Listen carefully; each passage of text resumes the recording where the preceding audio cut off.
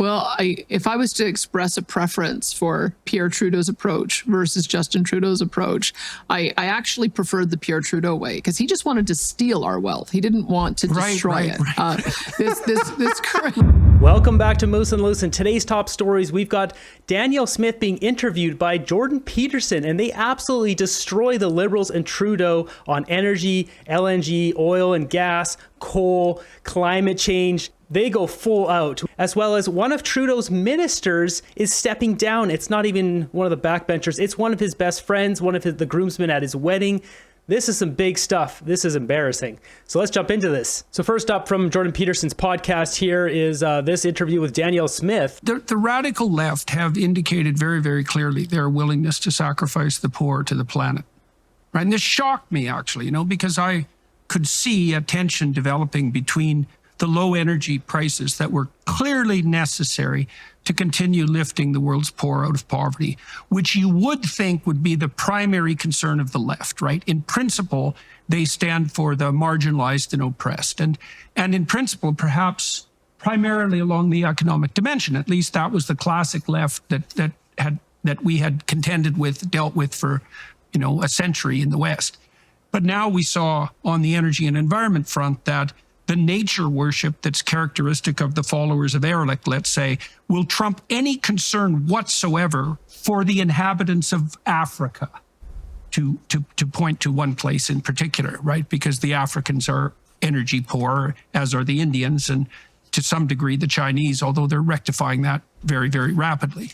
And so it seems to me that there's an unbelievable opportunity for the classic liberals who are willing to divorce themselves from the idiot progressives and the conservatives to say, no, look, if you want a real policy to alleviate poverty, there isn't anything that you can do that even comes close to the provision of cheap energy by whatever means. Now, you want to keep the pollution under control, and then if it is actually the case that increasing wealth at the bottom decreases environmental load, which seems to be the case, or at least you can make that argument, and credibly, then, well, that's a win-win solution for everyone. No more poverty and a wiser populace with regards to environmental issues from the bottom up instead of the top down. Now you need to think, what countries have energy? Lots of energy, untapped energy.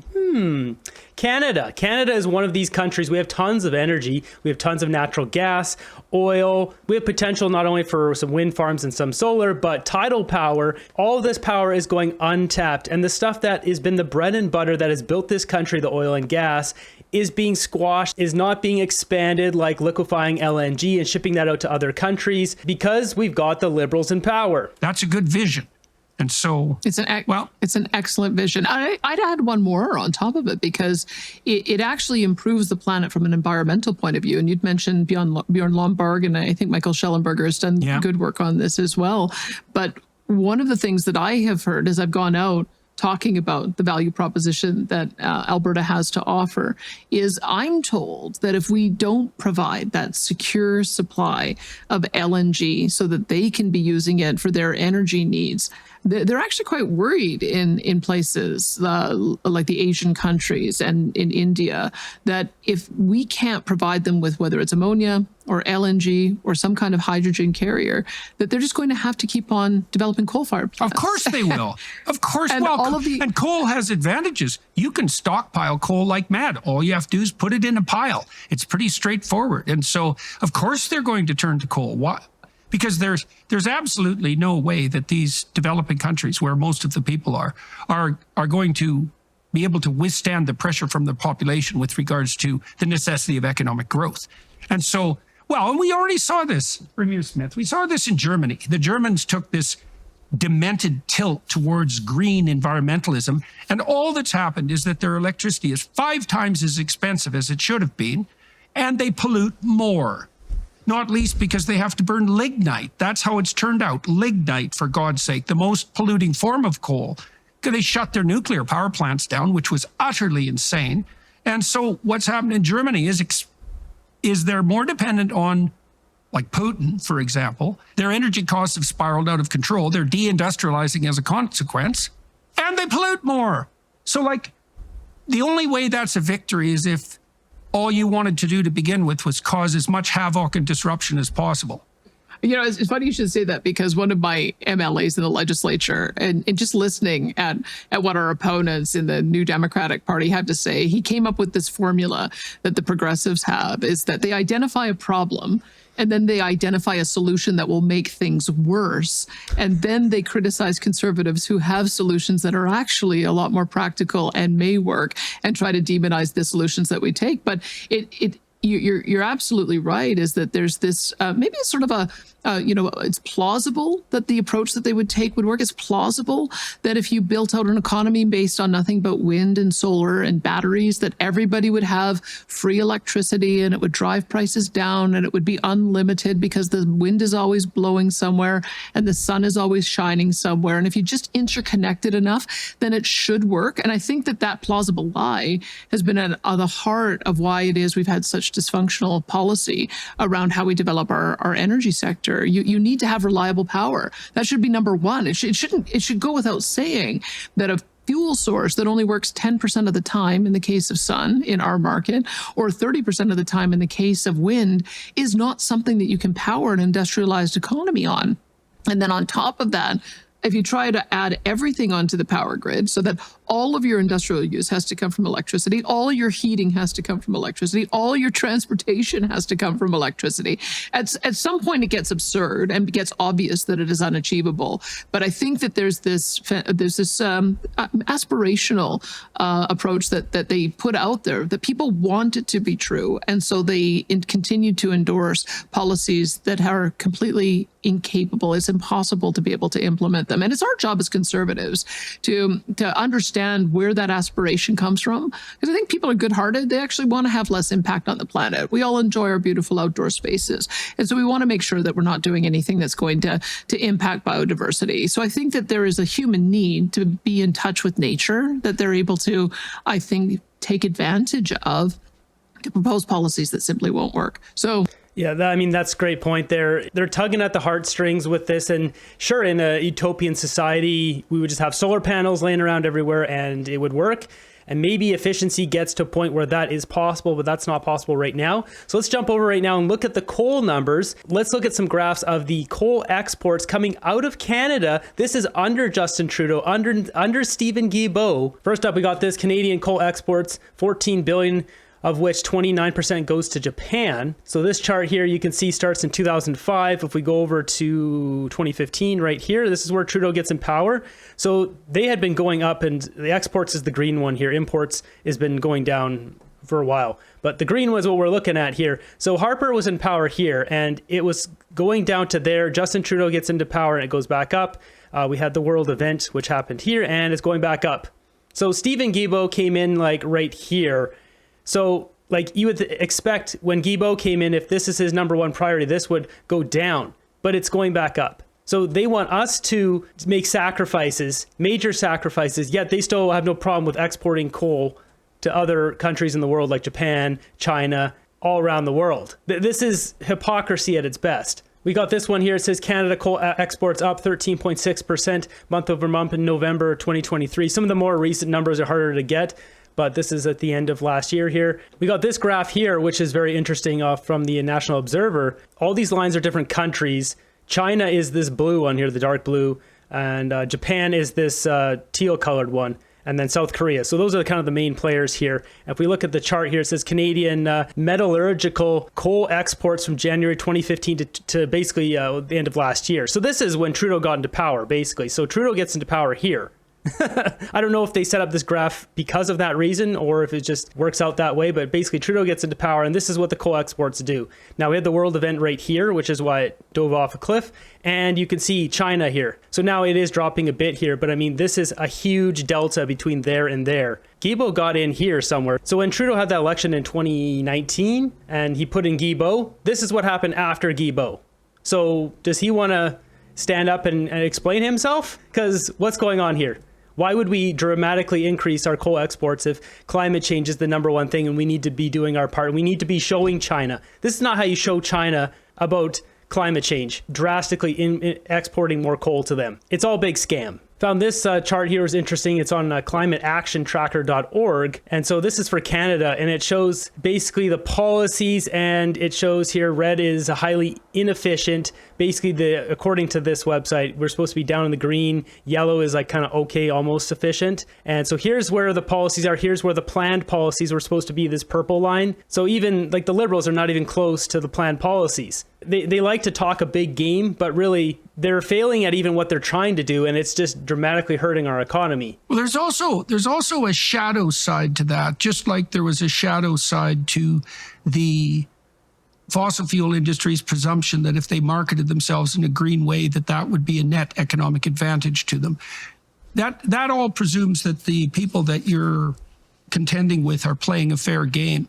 And I actually don't believe that that's the case with much of the environmental nonsense. I feel that way, for example, when I go into a hotel and I see signs everywhere telling me that they're only going to do laundry every 2 days because they're saving the planet. Yeah. And that isn't why they're not doing laundry. They're not doing laundry because it saves money, and fair enough. But they can cover that with this claim of environmental virtue. And so many of the people who virtue signal on the environmental side, and this is particularly true in the political realm on the left, are doing that not because they care for the environment in the least, not if it came to actually making personal sacrifices for doing something about it. They want to be seen to be the saviors of the planet without doing any of the work, any of the background work, any of the research, any of the industrial innovation that would be necessary to carry it out. They want to be seen as experts without noting, for example, well, how the hell are you going to interconnect all the world's power grids together? Where are you going to get the wire? Where are you going to get the metal? And isn't it a problem not only that wind works 10% of the time, but when it doesn't work, you have to have a parallel energy system in place. And if that's not nuclear, it has to be fossil fuels. And so then instead of having just a fossil fuel grid, let's say, for our electrified economy, you have to have a wind and a solar grid plus a fossil fuel grid. How in the world could anyone with any sense whatsoever think that constituted an improvement? Especially when you also decide, let's say, to take nuclear out of the equation, which is the last thing you'd do if you actually cared about carbon dioxide production. And so for me, there is an element of care with regards to environmental sustainability, but there's a much larger element of being seen, to be seen praying in public, to put it bluntly. This is exactly Justin Trudeau. He flies around on his huge jet, burning tons of jet fuel, going all around the world. He doesn't need to fly around this much. He likes it. He likes having the private jet. He likes jet setting. He brings his kids with him. Hey, let's go see the world. We'll go to Italy. We'll go here. Yeah, we'll do a meeting, etc. He burns the carbon. He's not setting the standard. He doesn't live by his own rules. He has his own set of rules, but we have to live by a different set of rules. He's the biggest hypocrite. He loves to virtue signal. He doesn't want to do any of the hard work of bringing down emissions. To be seen virtue signaling with no effort. And so that NDP in particular are good at that. So the fact that certain Western nations like Germany was set up with nuclear and they took that down and now they're in a worse position, it just screams of terrible leadership. These are bad leaders making bad decisions. You should solidify your base, then go out and find this new utopian power source if it exists, set that up, and get that to be equal to your base load of power that you need, that your nuclear, for example, is providing. And then you can start taking that nuclear offline if this new utopian power works.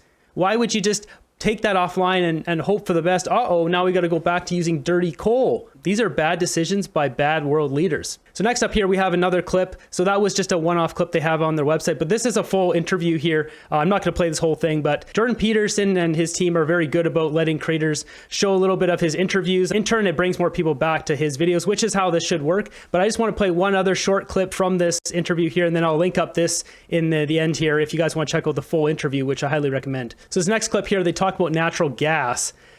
Just to kind of go a little bit further than talking about the coal. I've found out recently that Quebec has enough natural gas to supply its own needs for 200 years, or the EU for 50, given known reserves. And the Quebecois have decided that they're not going to utilize that resource, even though they sold the rights to its development to someone who they later turned their back on. So that's fun. And at the same time, they're receiving massive transfer payments from Alberta and demonizing the Alberta economy as the producer of the very wealth upon which they're dependent. That doesn't seem particularly sustainable to me. And so That's absolutely ridiculous. If you're not familiar, in Canada, we have these equalization transfer payments. So the provinces like Alberta that makes the most money has to pay in more money than that gets distributed mostly to Atlantic Canada, who doesn't make as much money. So every province kind of gets an equalized average amount of money, despite Alberta making gangbusters way more money than any other province in Canada. So basically, Jordan's pointing out here, Quebec could be making gangbusters cash themselves if they actually just went and developed the natural gas they have. I'm curious, like, how do you contemplate? I know there is going to be an election in a year, and probably Trudeau and his minions are going to vanish into the haze with any luck. But how do you envision a relationship in a continuing Canada, given the mass split between, let's say, the interests of the West and the apparent interests of consumers and governments alike in central Canada and particularly in Quebec? So on the optimistic side, what do you see? What do you see as the way forward? Well, if I was to express a preference for Pierre Trudeau's approach versus Justin Trudeau's approach, I actually preferred the Pierre Trudeau way, because he just wanted to steal our wealth. He didn't want to destroy it. Trudeau the Younger actually wants to destroy our wealth. And I just can't imagine how he thinks that is good for the entire country, because Alberta, as you rightly point out, is a major contributor, not only to the prosperity of our own province, but because so much of the corporate tax revenue and personal income tax revenue and sales tax revenue goes to Ottawa.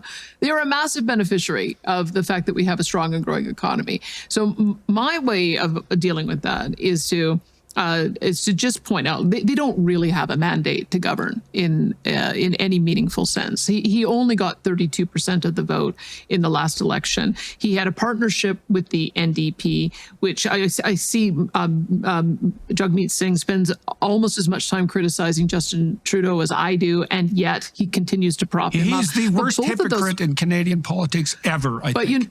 He is. As I should note, too, the Conservatives got 34%.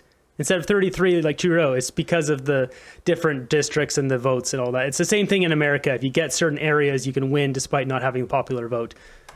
And people are seeing it, because look at the result that just happened in Toronto, where an historically Liberal riding, not only did the Liberals lose ground, but the NDs lost ground as well. Both are seeing. I mean, the public is seeing that they are one in the same in the kind of damage that they're causing to our economy. Now, talking about Quebec, every time I see my colleague, Premier François Legault, I remind him that he has the ability to solve his own energy problems. And it's going to get to a crucial point in Quebec, and I'm quite interested to see how it plays out. You may recall that Quebec signed a very favorable deal for the Churchill Falls hydroelectric power, which is located in Newfoundland and Labrador, a 70-year deal that has the value that they pay going down over time, if you can even imagine. I think they're only paying a fraction of a cent right now for access to that power. Problem is, that deal runs out in 18 years, and we're already beginning to see the impact that is having on their market. They can't offer 20-year power purchase agreements to new industrial installations because they don't own the right past 18 years. And they're now going to be at a point where their energy export, as I've seen, National Bank just did a study on this, where their energy exports are going to fall off. Their energy exports have been part of the reason why they've been able to continue to not only get money from the Western Canada, but also have the ability to subsidize their own population. And so the model is falling apart in Quebec. And the solution is very obvious. It is not to build more hydroelectric plants. We've now seen that hydroelectric can take even longer to build than a pipeline in our country. In British Columbia, Site C began in 1954, and it took decades before they finally got to a point where they could build it. And now it's massively over budget for the amount of megawatts that are coming on stream. And so that isn't going to be a solution in Quebec. The solution is the one that we're pursuing: natural gas. I call it a destination fuel, not just a transition fuel. It's both. But even if you use the language from the agreement that came out of the COP meeting last year, they talk about how important natural gas is as a transition to whatever comes next. And that transition maybe it's into a hydrogen economy. And I will put it to Quebec every time I see them, that that's what they should be focused on. How do you use the technology that we have already developed to be able to capture the CO2, maybe put it to a useful purpose, develop out your hydrogen economy, develop perhaps out an ammonia economy? They have the ability to solve this problem themselves, but they have become so invested in a negative approach to how we talk about the traditional resources or fossil fuels that I don't know if they'll be able to have that conversion. I'll be watching to see, but they're power constrained now. They're just not going to be able to grow their economy unless they figure out how to be able to bring in a secure supply and an affordable supply of electricity. Yeah, that's a real nail in the coffin for Quebec. I mean, if Legault had half a brain here, he would take some notes from what Danielle Smith is saying and start implementing this stuff right away. The clock is ticking there in Quebec. The fact that they have everything they need to be so prosperous, yet they're still taking handouts from Alberta is absolutely ridiculous. That's where to leave this episode. Highly recommend checking out the rest of it here. I'll link it up at the end. But next up, let's take a look at Trudeau's minister that will be stepping down, one of his good buddies. It's none other than Seamus O'Regan stepping down from cabinet, won't run for re-election. Yeah, you're not going to win that re-election, buddy. But it says a lot. It really says a lot that he just basically, the reason here, we'll get into it, but it basically says he doesn't support Trudeau and going further on. As I mentioned in my previous video, I think you guys could just go get a pineapple and put it in that chair. It'll do just as good, actually an even better job. So just head over to your local Loblaws or Metro or whatever one you want to pick, Walmart. But it says here, Seamus O'Regan announced Thursday he's resigning from cabinet, won't seek re-election. O'Regan, 53, is staying on as an MP until the general election. He said that in a media statement posted on social media, ultimately, my family comes first. Yeah, sure, buddy. When it comes down to it, you guys are getting absolutely worked. You're going to get thrown out of power. You're all going to lose your seats. So sure, this looks a little bit better for him. He's kind of jumping ship before the ship goes under. I need to be a better husband, son, uncle, and friend. And this job means and deserves a lot of time in order to do it well. He was elected to Parliament in 2015 as MP from St. John's. Reagan has been in cabinet since 2017, also held the Natural Resources, Indigenous Services, and Veteran Affairs portfolios. It's amazing how they toss these guys around like they're Pokemon cards. These guys don't have expertise in any of these areas. And they just throw them around like, oh yeah, you can be in charge of this. Like, shouldn't you have someone who has mastery in, say, financial services, finance, etc., be the finance minister? And in his case, whether it's the federal labor and seniors minister, natural resources, or any of those positions, these guys should have serious knowledge and mastery in those positions. But when it comes down to it, most of these guys are just lawyers and have zero knowledge of these areas, which is ridiculous. Sources tell CBC News and Radio Canada that O'Regan will be replaced by Gatineau MP Stephen McKinnon, who has been serving as House Leader, while Karina Gould is on parental leave. So Karina Gould comes back, Stephen McKinnon shifts over. That's basically what's going on here. The new Minister of Labour and Seniors will be sworn in at Radio Hall on Friday, the Prime Minister's office, PMO said. So there you have it. His groomsman and good buddy is stepping down. He's not going to continue supporting Trudeau. That must really hurt. It says a lot. Whether it is just for family reasons or not, it's not good optics. So let's jump over to my group now and see what memes we've got today. We've got this here. It says, if we're going to build more public transit, we should build housing next to it. It's that simple. This was posted on July 17th, 2024. If we go back 2 years ago, I will require cities to pre-approve permits for high-density housing and employment at all future stations of all federally funded major transit projects. This is coming from Pierre Poilievre. So yes, here's Trudeau once again, just scooping up one of Pierre Poilievre's ideas. It's not going to work though, because the people don't trust you, Trudeau, because you don't actually have follow through. There's a lot of talk and not a lot of action. Before carbon taxes, after carbon taxes. Blackstone to acquire Ancestry.com for $4.7 billion, giving investment firm total ownership of DNA of every person who's ever used the service. Yeah, so my neighbor had one of those. They actually got an extra one in the mail, and I've been meaning to do it. But then I saw a guy who posted, said, never send your DNA to somewhere, because then they have that record. They'll always have that. And so I've never sent that in. As someone who's been a victim of identity theft multiple times now, I think I'm going to pass. Who knows what they do with your information?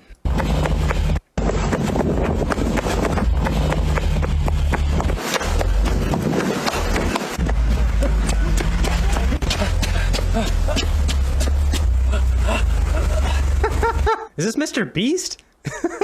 If inflation went up 3% according to a report the government, then how come everything is 50% more expensive? Breaking, we've got Ford announces plan to scrap their electrical vehicle project in Oakville and will produce gasoline and diesel F-Series Super Duty pickups instead.